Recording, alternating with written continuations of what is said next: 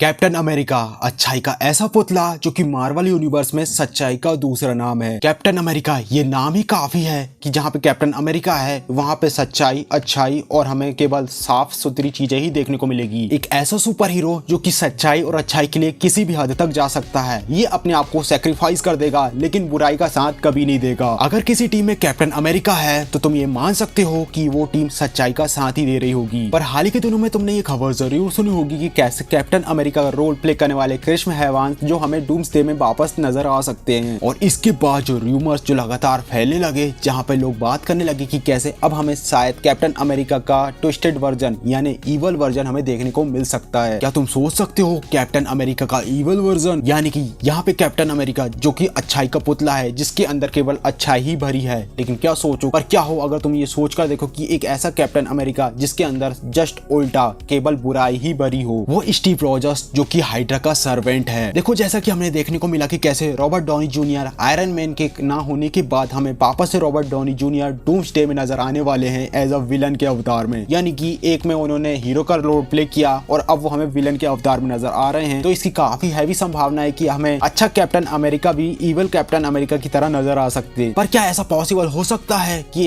एक captain America जो कि हाइड्रा का सर्वेंट हो सकता है? और क्या कभी कॉमिक बुक में ऐसा कुछ हुआ है? चलिए समझते हैं ये एक स्टोरी लाइन को, जहाँ पर हम देखते हैं इविल कैप्टन अमेरिका को। कैप्टन अमेरिका जो अपने आप में एक महान सुपर हीरो है, जो प्रतीक है सच्चाई और अच्छाई का। ये वो सुपर हीरो है जिसने एवेंजर का फाउंडिंग मेंबर था। ये वो सुपर हीरो है जिससे शुरुआत हुई थी मार्वल यूनिवर्स के स्टोरी लाइन या यूं कहें मूवीज की। कैप्टन अमेरिका वो पहला सुपर हीरो था जिसे हमने देखा था मार्वल मूवीज में। ये एग्जिस्ट करता है एवेंजर से पहले से ही। कैप्टन अमेरिका इंपॉर्टेंट पार्ट है टीम एवेंजर का। यही नहीं, जब कैप्टन अमेरिका की टीम या यूं कहें एवेंजर जो दो भागों में बढ़ जाती है अपने अपने इश्यूज को लेकर, सिविल वॉर में हमें फाइट देखने को मिलती है एवेंजर्स के बीच में ही, जहाँ पे एक तरफ थी कैप्टन अमेरिका की टीम तो एक तरफ थी आयरन मैन यानी टोनी की टीम। कैप्टन अमेरिका अपने आप में मार्वल यूनिवर्स में एक ऐसा किरदार है जिससे हर कोई इंस्पायर्ड होता है। सुपर हीरो से लेकर नॉर्मल आदमी भी अपना आइडियल मानता है कैप्टन अमेरिका को। कैप्टन अमेरिका का कैरेक्टर हमें बताता है कि कैसे हो सकता है तुम पावरफुल हो लेकिन तुम्हारे मन में दया होनी चाहिए। ये तुम्हें अधिकार नहीं देता कि तुम पावरफुल हो तो लोगों को कीड़ा मकोड़ा की तरह समझो। कैप्टन अमेरिका अपने आप में प्रतीक है आजादी का,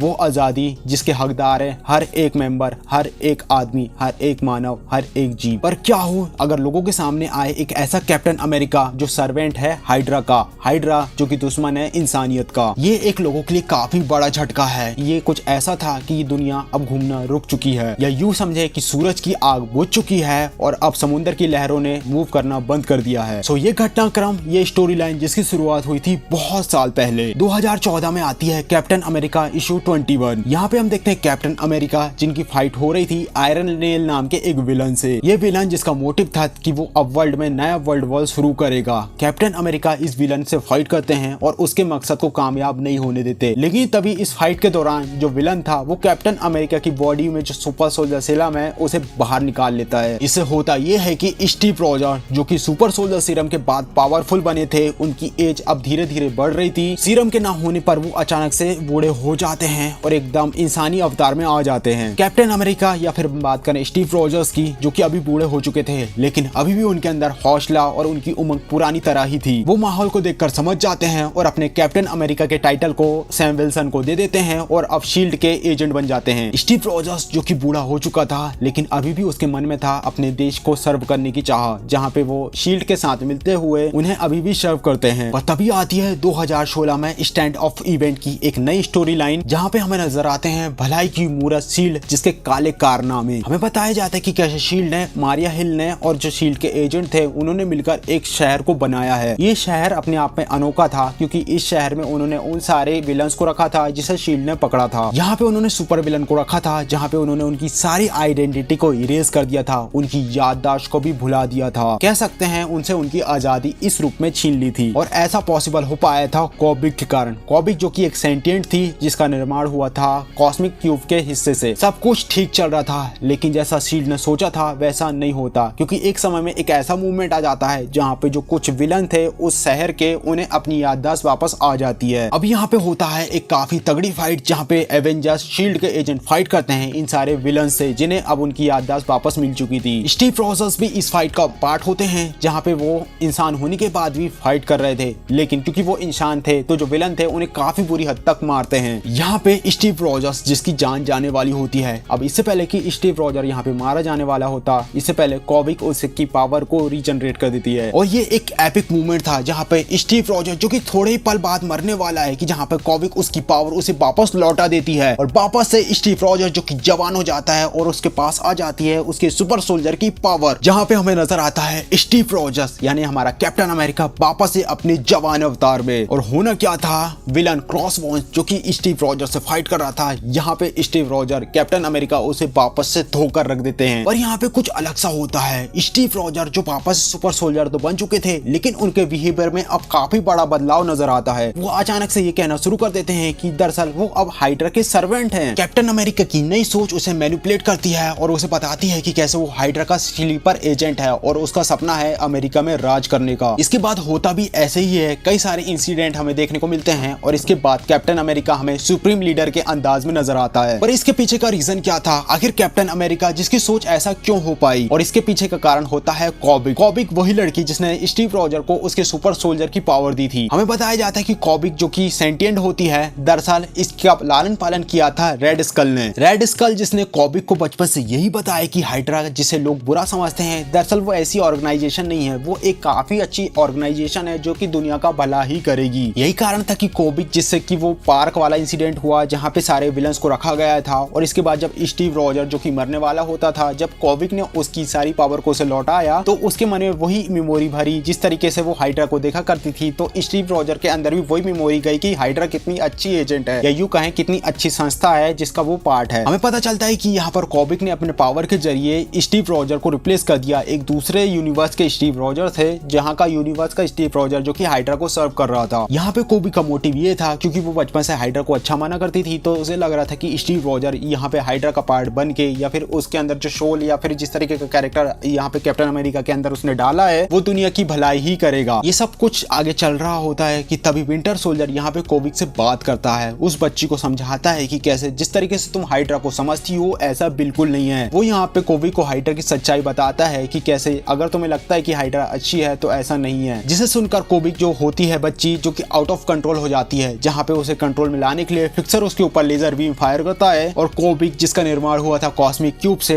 वापस से वह उन्हीं क्यूब में बदल जाती है। फिर हमें दिखाया जाता है डॉक्टर एरिक सेल्विक को जो वापस से उस क्यूब को जोड़ते हैं उस बच्ची को वापस से बनाने के लिए, लेकिन वो उसका एक पार्ट उसमें ऐड नहीं करते, वो उस पार्ट को उससे अलग कर देता है और अपने पास छुपा लेता है। इससे होता यह है कि कॉबिक जिसे वो अपनी बेटी मानता है उसका जो सेंटिएंट रूप था वो अब उसे नहीं मिल पाता। वही हम देखते हैं इविल कैप्टन अमेरिका को जो कि हाइड्रा के इन्फ्लुएंस में था, उसने अब अमेरिका में पूरा कब्जा कर लिया था। फिर इसके बाद विंटर सोल्जर और एंटमैन और बाकी की टीम मिलकर प्लान बनाते हैं कि अब वे कॉबिक के अंदर जाएंगे और जो रियल कैप्टन अमेरिका है उसे बचाएंगे, जहाँ पे ये इविल कैप्टन अमेरिका को ट्रिक करते हैं और वापस से कॉबिक का जो एक क्यूब था जो डॉक्टर के पास था वो उससे लेते हैं और कॉबिक में ऐड करते हैं और एंटमैन के जरिए उसके माइंड में घुस जाते हैं। हमें दिखाया जाता है यहाँ पे कॉबिक के माइंड में, जहाँ पे कॉबिक अपने माइंड में स्टीव रॉजर से बात कर रही होती है जो कि अच्छा वाला स्टीव रॉजर होता है, जहाँ पे कॉबिक बताती है कि कैसे उसका मोटिव था सब कुछ अच्छा हो लेकिन इस चक्कर में उसने सब कुछ बिगाड़ दिया है। अब यहाँ पे स्टीव रॉजर पहले कॉबिक को समझाते हैं और उसे बताते हैं कि कैसे उसे इसके लिए फाइट करना होगा, उसे अब सब कुछ ठीक करना होगा। हालांकि कॉबिक जिसकी हालत काफी तक घबराने वाली हो चुकी थी, लेकिन स्टीव रॉजर जो कि उसे हौसला देते हैं, उसे अपनी स्टोरी लाइन बता दे कि कैसे वो काफी ज्यादा वीक थे लेकिन उन्होंने हर किसी से फाइट किया और वे इस हद तक पहुंचे। कैप्टन ने उसे बताया कि कैसे डरना सॉल्यूशन नहीं है, हमें खड़ा होना होगा और मुसीबत का सामना करना ही होगा और यही हमारी डेस्टिनी है। मैं ये बात जानता हूँ कि तुम्हें अभी घबराहट हो रही है, तुम्हें डर लग रहा है, पर बच्ची तुम घबराओ मत, मैं तुम्हारे साथ हूँ और हम दोनों को मिलकर ये करना ही होगा। ये लोग कन्वर्सेशन कर ही रहे होते कि तभी यहाँ पे कैप्टन को विंटर सोल्जर की आवाज सुनाई देती है। वो कैप्टन को अपनी तरफ बुलाता है और एक हाथ कैप्टन का पकड़ के वह स्टीव और कॉबिक दोनों को ही उस क्यूब वाली दुनिया से बाहर खींच लेता है। हमें दिखाया जाता है कि यहाँ पे कॉबिक जो कि बाहर आते ही सारे सिनेरियो पे अपना कंट्रोल वापस से पाना शुरू कर देती है और अब यहाँ पे जो हाइड्रा स्टीव रॉजर था उसके सामने आ जाता है हमारा अच्छा वाला कैप्टन अमेरिका। दोनों एक दूसरे को बराबर ही टक्कर देते हैं क्योंकि ये दोनों ही बराबर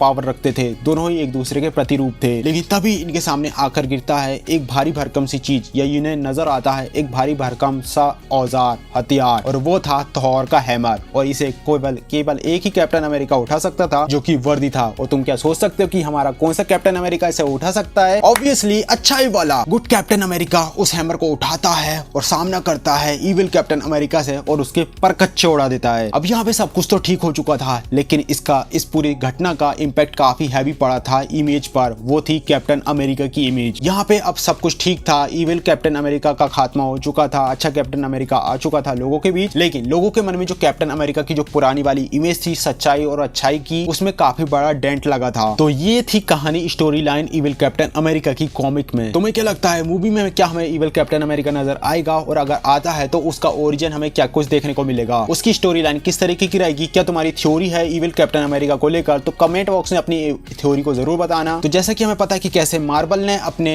मल्टीवर्स का गेम चल चुका है, तो अब वो किसी भी तरीके की स्टोरी लाइन हमारे सामने प्रेजेंट कर सकते हैं। तो तुम किस तरीके की स्टोरी लाइन देखना चाहते हो, तुम्हारा क्या एक्सपेक्टेशन है डूम्सडे को लेकर, और क्या तुम भी इविल कैप्टन अमेरिका को देखना चाहते हो? कमेंट बॉक्स में अपने जरूर शेयर करना। वीडियो अच्छा लगा वीडियो लाइक, चैनल को सब्सक्राइब करना। मिलते हैं नेक्स्ट वीडियो में, तब तक के लिए बाय।